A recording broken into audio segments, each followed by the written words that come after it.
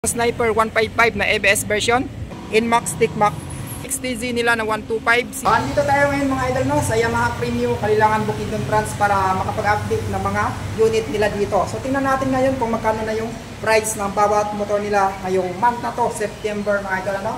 So available dito yung scooters na 125cc katulad nito. Ito yung Neo Gear. Meron din dito Neo I na 125. Tapos meron din dito Neo Casio mga idol. Tapos pagdating naman sa on-road off-road nila na kung mahilig ka sa trail talaga man yung WR 155. So kung naghahanap ko naman ng underbone na matindi pagdating sa power output, available dito si Sniper 155 day na kaya mag-produce ng power output ng hanggang 17.7 horsepower. At meron itong maximum torque na umaabot ng 14.4 Nm. So napakatindi niyan pagdating sa pag-produce ng power output. So kung naghahanap ka naman ng pampasadang motor, available din dito si YTX 125 na goods talaga pampasada. Pwede kapitan ng sidecar, pwede pa single pampasada mga idol. At ang matindi dyan, yes, matipid talaga siya pagdating sa gas consumption. Umaabot lang naman ito pagdating sa 1 liter ng 55 km per liter. So napakatipid din mga idol. So tingnan natin ngayon kung magkano na yung mga prices ng bawat motor dito sa Kalilangan Bukidnon. So kung malapit ka lang dito at naghahanap ka ng mga unit na nabanggit natin like underbone na 155cc na Sniper 155, tapos yung Aerox available din dito, tapos yung XTZ mga 125 available dito at the WR 150 nila available din dito. Na yung mga available na unit dito sa Yamaha Premium Kalilangan Bukidnon Branch mga idol no. So kung malapit ka lang dito, visit ka lang dito mga idol para sa karagdagang detalye. Pwede kayong mag-apply dito mula Lunes hanggang Sabado mula alas 8 ng umaga hanggang alas 4:30 ng hapon. So available dito yung Sniper 155 na ABS version. So meron ditong available na isang piraso. Ito siya mga idol, kulay black. So ito naman yung price niya. So meron siyang 143,100 pesos sa SRP. Yung down nito is 12,000. Tapos sa 1 year niya is 14,070.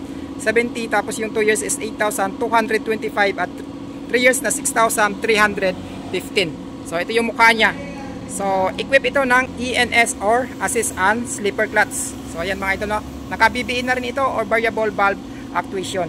So kung naghahanap ka naman ng Inmax Stickmax version, so available dito yung isang piraso mga idol no. Ito ay naka ABS version na. So wala lang siya naka-update na price. Pagdating naman YTX nila na pampasadang motor, available din dito siya mga idol no. So visit na lang kayo dito or inquire na lang kayo dito pagdating sa kanyang price. So meron dito ang kulay black. At pagdating naman sa XTZ nila na 125cc, kulay blue, available dito, 2 piraso. Tapos ito naman yung price update niya ngayong month na to. So 89,700 pesos. Tapos pagdating sa down payment niya 7,900. Ang 1 year niya is 8,780. Yung 2 years na 5,165. At 36 months na 3,985. So may rebate siya na 200 pesos monthly.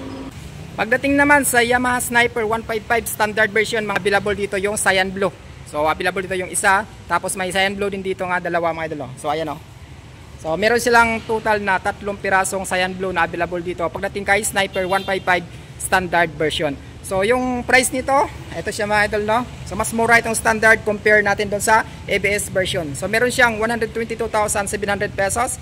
Tapos sa down niya naman is 10,900. Yung 1 year niya is 11,900 at 24 months na 7,000. Yung 3 years is 5,380 at may rebates ito na 200 pesos. So dito naman mga idol no, ito yung ABS version ng Sniper 155 kulay black. Meron ditong dalawa. So bali 3 na yung stock nila dito or display pagdating dito kay Sniper 155 na ABS version. Pagdating naman sa scooters nila na 125cc, available dito yung Neo Gear, wala lang nakalagay na price.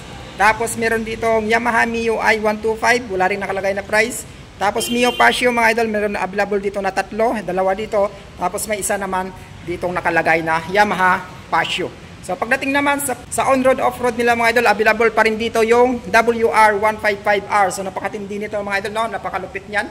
So ito ang angas ng kanyang pormahan. So meron siyang price na 173,800 pesos. Pagdating naman sa down payment niya, meron siyang 20,000 sa month na to. Tapos yung 1 year niya is 16,600 at 24 months na 9,690 at 36 months na 7,740. So may rebates siya na 200 pesos mga idol basta updated ka magbayad. So pagdating naman dito sa Aerox nila, ito ay 155cc mga idol no.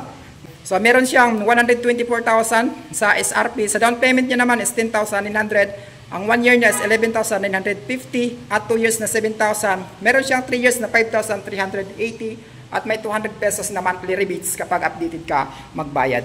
Meron ditong NMAX ABS version mga idol no, na bago. So maliban dito, meron din silang TICMAX doon sa labas. Pero dito sa ABS version nila, meron siyang updated price ngayong month na to na 154,200 pesos. Pagdating sa down niya is 15,000 lang.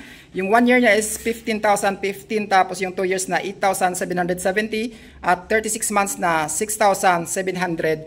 So kanan din meron siyang 200 pesos na rebates basta updated ka magbayad. So hanggang dito lang tayo mga idol no. Kung naghanap ka ng mga unit na nabanggit natin mula sa simula, so visit ka lang dito sa Yamaha Premio Kalilangan Bukidnon branch. So located lang yan sa entrance bus terminal. Open sila mula alas 8 ng umaga hanggang alas 4:30 ng hapon. So ride safe at ingat palagi.